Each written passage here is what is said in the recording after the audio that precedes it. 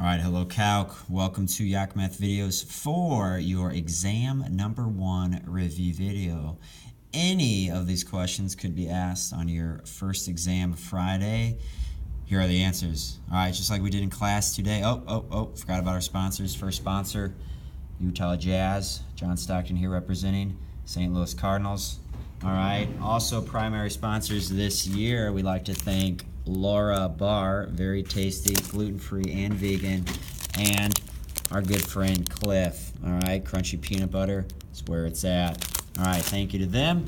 Moving on now, guys. Number 1, if f of x is x squared minus 5x plus 9, and I have to evaluate this difference quotient of f of a plus h, I plug that in for x where I see it twice. All right, a plus h squared gives you this. Factor that negative 5 through, add 9. So this actually does not simplify.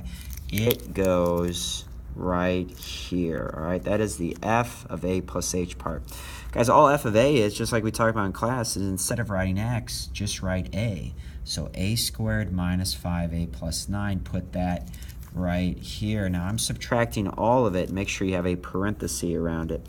As you can see, guys, the negative 5a's cancel, the a squareds cancel, and the 9's cancel, leaving you with up top 2ah plus h squared minus 5h. Everything divided by h, taking h away from everything, you're left with that answer. Pause at any time, guys. I want to go through this relatively quickly, so maybe there can just be one video. There might be two. I guess you know. Anyway, 3x squared minus 8x. Plug x plus h in for x right there and right there. All right, so you get x squared plus the inner product xh doubled plus h squared multiplied by 3. 3x squared plus 6xh plus 3h squared minus 8x minus 8h. All right, nothing cancels there, so nothing simplifies, so put that right there. And then f of x, I literally just rewrite this. F of x is that equation right there. All right, anyway, what cancels? The 3x squareds, the negative 8x's. You're left with 6xh plus 3h squared minus 8h. Divide everything by h. That's your final answer. All right, probably not going to have two of those. Definitely one. That is a promise. Definitely one of those. Again, probably not two. It could be either of those, all right? Find the domain, guys. So on this first one, figure out what the vertical asymptote is. What is x not allowed to be? Set the denominator equal to 0. All right. You get 1/2, so the domain is any x such that x doesn't equal 1/2. On 2, guys, we can take the square root of 0. That is allowed. I can't have the square root of anything else, so set that square root equal to 0. What is on the inside? That is 64 minus x squared is 0. 64 equals x squared plus or minus 8. I could have any x value between negative 8 and 8, including both. I can't take the square root of 0, so negative 8 and positive 8 are allowed. This next one, very much like B, only I'm taking the 4th root of 16. I get plus or minus 2, not 4. I could have any x between negative 2, positive 2, including both. Here on D, folks, as we learn in class, you can't take natural log or log of 0. That is a no-no. That is a math sin. So set x plus 7 equal to 0. I have to have a number bigger than negative 7, not including negative 7. That's why there's a parenthesis. It's got to be bigger than negative 7. Determine whether f is even, odd, or neither. Show why. Remember, technically, you got to show that f of negative x equals f of x. F of negative x is the opposite of f of x, or that neither the case. Anyway, I'll let you plug in positive 2, negative 2. Just plug in opposites. Notice here I do not, if I plug in 2 and negative 2, I don't get opposite answers. I don't get the same answer, so it's neither, and it makes sense. You have an odd power and an even power, all right? There's no such thing as an odd-even function. That's neither. Take a look at my exponents here. I have a 4 and a 2. It makes it seem like it'll be even. If I plug in 2, if I plug in negative 2, I get the same answer. It is an even function. If I plug in a 2 and negative 2 here, I get opposite answers. Look at that. I have an odd exponent, no constant, so that is an odd function. Again, you have to show y. The showing y part is where you get the points. Here, guys, this is a neither, not an even one. I have an odd exponent and an even exponent. If I plug in 3 and -3, I don't get opposite answers. I don't get the same answers. It's neither. Remember, never trust 0. If you plug something in and get 0, do it again. All right, or pick another number, that is. State the domain and range of f of x and sketch its graph. Oh my gosh, we need an editing department here. F of x is 16 minus x squared in the square root. Set what is inside the square root equal to 0. You get plus or minus 4. My domain is any number x, or any number as long as it's between -4 and +4.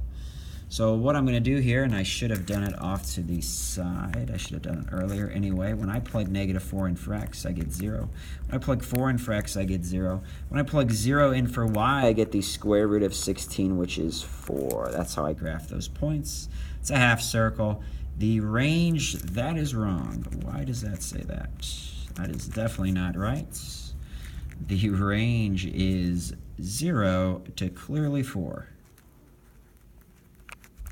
All right, hopefully spot some, I'll spot an error if I make it again, if I made it before. If I leave an error in there, please let me know. Could be a brownie point.